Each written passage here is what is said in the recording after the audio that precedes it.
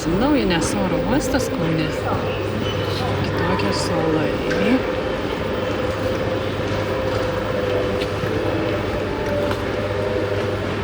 Vaikų zona šiek tiek kitokia negu būdavo. Jis buvo vos mažas kampelis. Vaikiai. Šiaip atrodo daug gražiau negu buvo.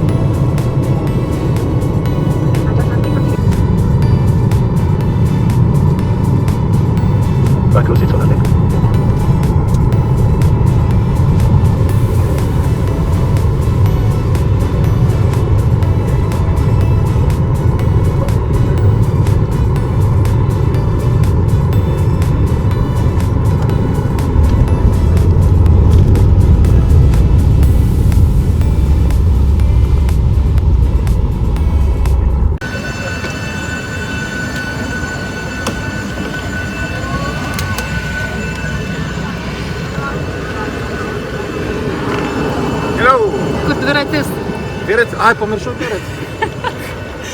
Truputį per tuščias, ne, būsi? Taigi mes jeigu galim įstoti su šituo važiuot, kuris kainuoja kokie 6 eurai. Arba žingsniuoti pėstute. Ką renkėsi žingsniuoti pėstute?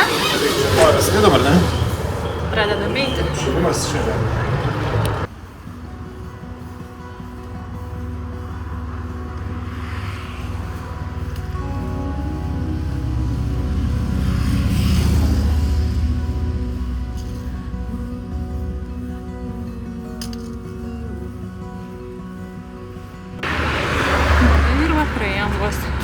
Kokias 5 minutės turbūt ir jau matom geležinkelio bėgius.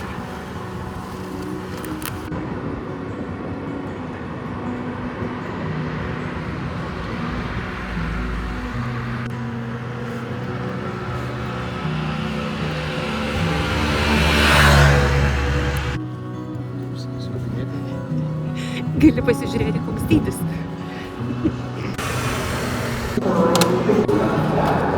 Lietuvos. Traukiu vingą vienam. Viskas puikiai. Keliaujam ieškoti 5 tako. 5. Paspėsiai, liuks. Kylam. Tai atsimenkim, reikėjo dviračius nešioti šitais. Sutraukinukas.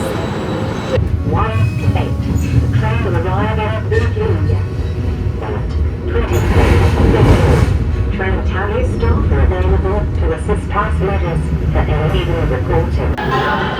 Jau turim ir antrus bilietus iš Laspėsė į Levantą. Spėjom dar iki kito traukinio nusipirkti vyno, o tai sekmadienis ir mažai pristirbo iš tiesų. Šitą turim? Užkampių irgi turim, ne tik vyną perkam. Kustieji itališki traukiniai. Tai mes va taip keliautum, dviračiai čia mūsų būdu. Taip. Jeigu ką. O dabar kuprinė ir kita kuprinė. Šlyknės ir Levanta, mūsų pirminis taškas. Ką tik atvykom su traukinio stotį ir einam ieškoti savo viešbučio.